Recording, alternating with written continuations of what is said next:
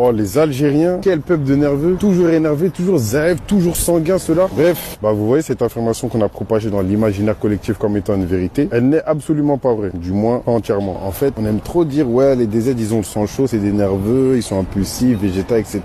Ce caractère propre aux Algériens, il vient pas de nulle part. Et il s'explique historiquement et sociologiquement. J'ai moi-même été longtemps en accord avec cette vérité, du moins cette idée qu'on a partagée comme étant une vérité alors que pas du tout. Et quand tu t'intéresses à l'histoire de l'Afrique en général, en fait tu peux pas étudier l'histoire de ce continent sans étudier celle de l'Algérie. Cette imagerie qu'on a partagée autour des Algériens, encore une fois, en vérité ce n'est rien d'autre que le résultat et les conséquences d'un héritage colonial marqué par le sang. Quand tu lis Les damnés de la terre de Frantz Fanon, auteur qui a activement participé à la révolution algérienne dans les années 60, qui a elle-même été un des modèles de libération de l'Afrique de manière générale, parce que oui, les Algériens font partie des premiers indépendantistes du continent, en lisant ce livre, tu te rends compte que on te parle du côté sanguin des Algériens comme une colère injustifiée qui n'aurait aucune origine sociale ou historique et qu'elle serait genre juste dans leur nature alors qu'en vérité elle est dans leur histoire. Il y a un passage qui permet un peu d'expliquer tout ça où Fanon dit, je cite, la première chose que l'indigène, l'Algérien, apprend, c'est à rester à sa place,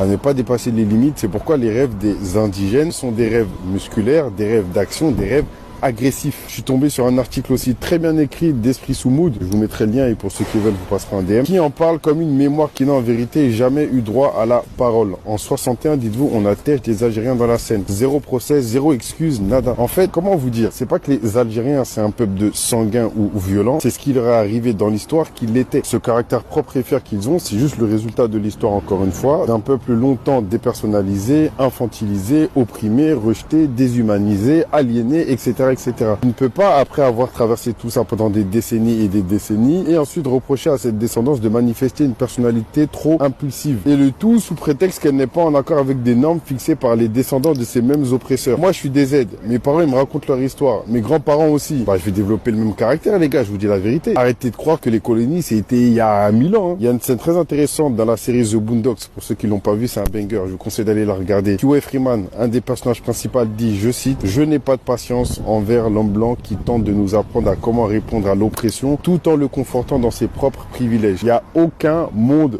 logique où on peut demander à l'oppressé de canaliser ou de pacifier sa réponse à l'oppression. Ça n'existe pas, les gars. Les mêmes qui vont décrire ce caractère soi-disant propre aux Algériens sont les mêmes qui vont se plaindre que les banlieusards et les jeunes de quartier brûlent des poubelles et saccagent tout quand un cop c'est capable d'allumer un gosse et repartir avec le million. Quel choix de réponse existe-t-il réellement quand la passivité elle-même est punie par la violence et par le sang? Cette attitude de nerveux et de sanguin qu'on aime bien décrire des Algériens, c'est juste la libération d'une colère transmise d'une génération d'oppressés à une génération qui refuse de revivre des schémas pour lesquels ils n'ont